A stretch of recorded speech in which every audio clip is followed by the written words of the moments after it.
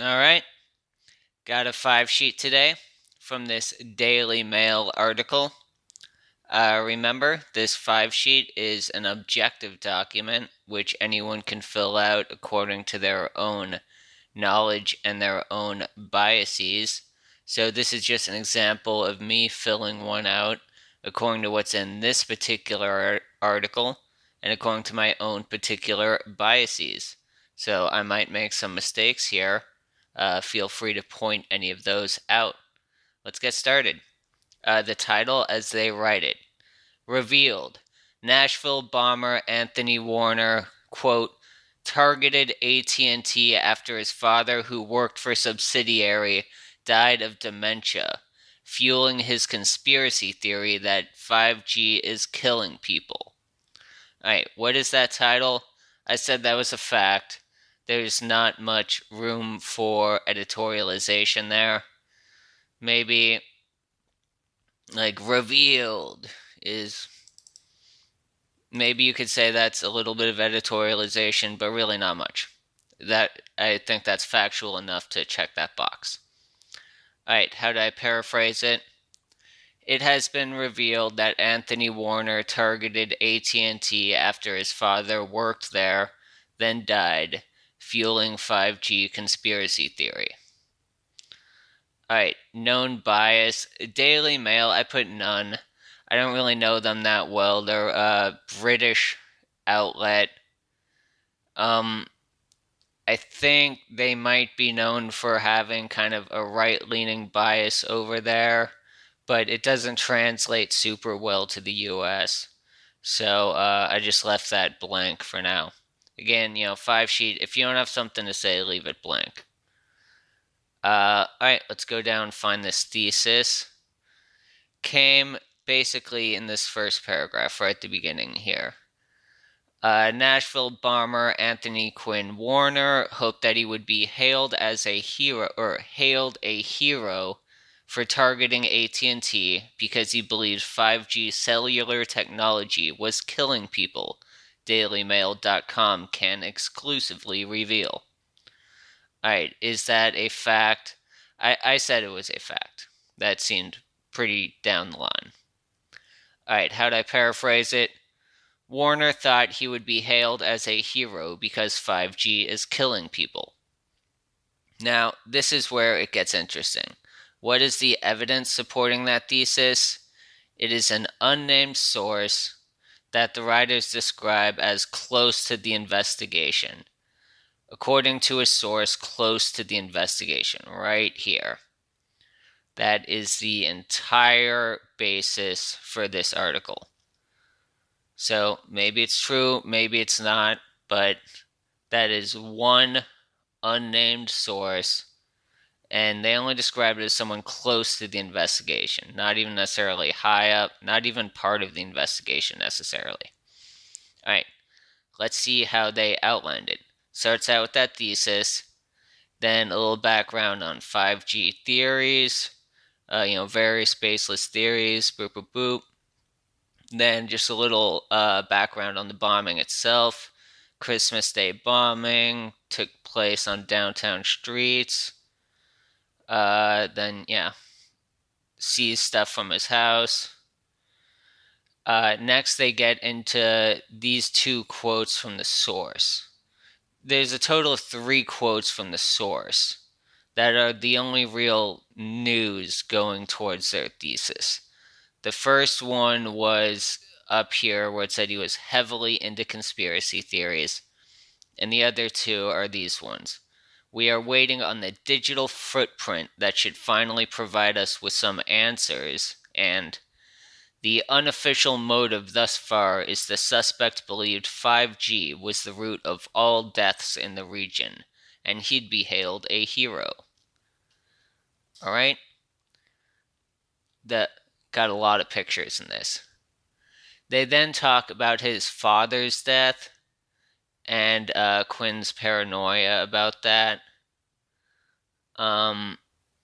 That's, really not that much, just those 2 short paragraphs. And then a lot of background on the family dispute and the involvement of this 29-year-old woman named Swing. Most of this is old news that has come out in the last few days about, the quitclaim transfer, or the two quitclaim transfers to Swing, and how she transferred the one property back. There is some new news on that front. None of it goes to the thesis. None of this has anything to do with 5G. Just some more little details about when the property was transferred back, what the dispute between the different family members was about, so on. All right. Getting down to the named manipulation tactics, I didn't see any of those in this article, so I left it blank. Easy as that. And the final section here. What are the big picture takeaways? One thing that caught my eye when they're talking about the different 5G theories. So, various baseless theories have circulated since the lightning fast 5G network was introduced. Some claiming blah blah blah. So, it's commonplace for these articles to, denigrate all of these theories about 5G, almost certainly most of which are false. Baseless conspiracy theories and so on. But it's odd to see an article complimenting the technology. Lightning fast 5G. That is troubling, given the fact that this entire article is based on this one unnamed source, which is dubious. So they have this whole long article, and most of this is not even dealing with, the headline, the thesis, which is 5G, 5G, 5G. And the whole article is only based on a couple of quotes from this one unnamed source, which is flimsy evidence.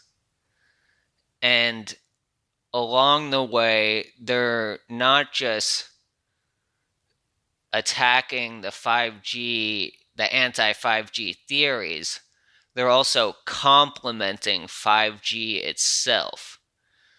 That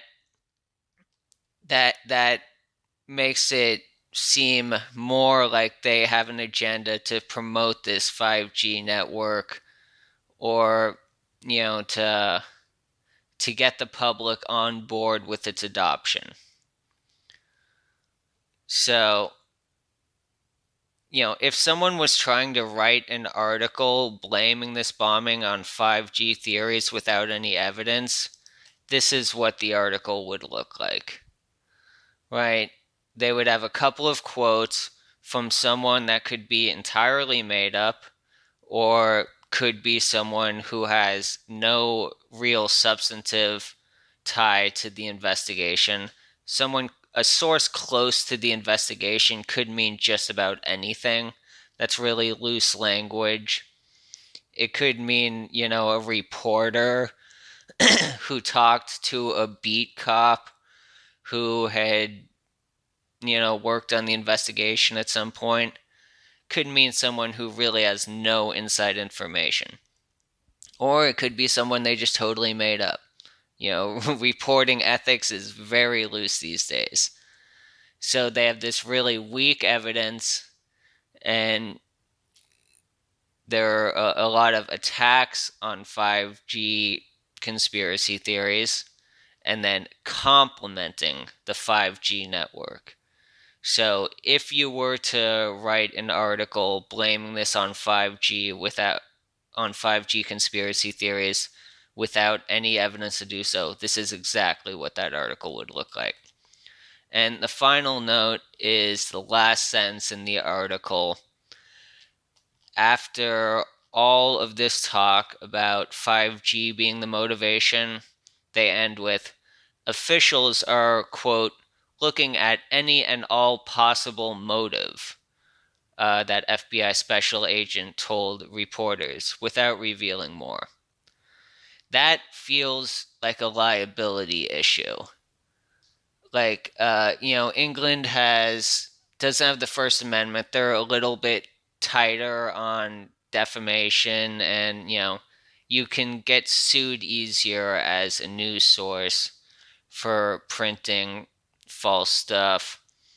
And if they are in fact writing a piece which is poorly sourced, or if just fraudulently sourced, then having this little piece at the end here, which does lay out the actual state of affairs, would give them a little bit of cover here, a little bit of liability.